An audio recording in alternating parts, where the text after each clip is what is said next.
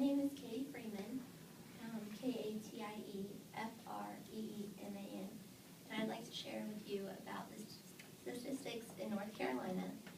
Every 23 minutes, a child is abused in North Carolina, and every 10 hours, a child dies from a child abuse fatality.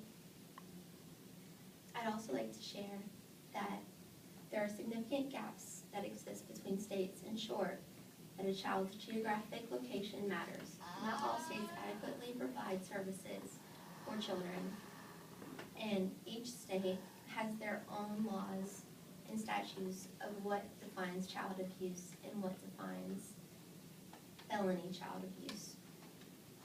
I like to reiterate that a child's geographic location should not adversely influence the life and death of abused children. Justice should equally be served to all children and families. Currently, states like North Carolina are working on Kilah Davenport's Child Protection Act. Kilah's law will improve the strengthening of child abuse laws. However, many states only charge fines for second abuse or third abuse, as Jeff stated, 5 years or less. Research provides a disturbing glimpse of a gap between states. Some states do much better caring for their vulnerable population than others. This gap is unacceptable. A child's geographic location should not determine the services or justice they receive.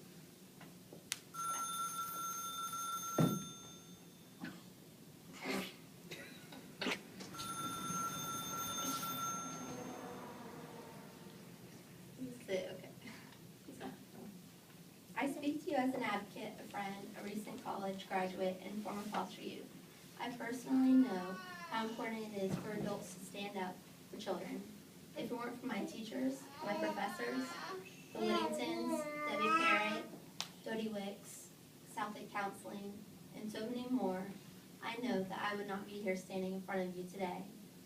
It takes a village to raise a child, and even more importantly, it takes a village to protect a child. There are so many important people that have impacted my life, and I ask you as adults to stand up for children, because after all, they are our important asset and the most vulnerable population.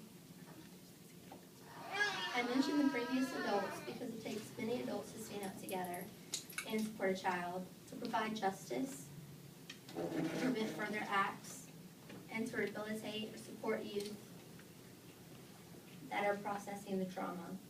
I know I'm fortunate for the army of the adults that have stood up for me.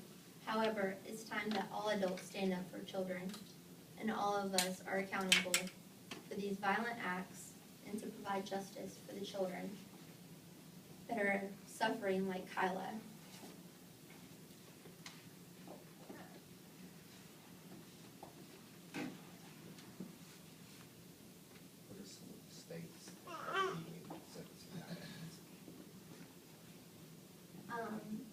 Nevada and Minnesota are two examples of states that have lenient child felony abuse laws.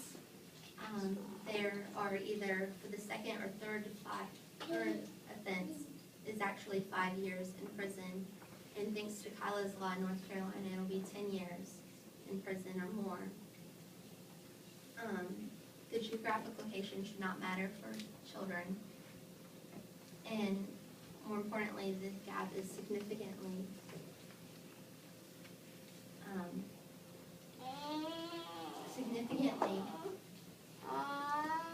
impaired. Kilah's law is intended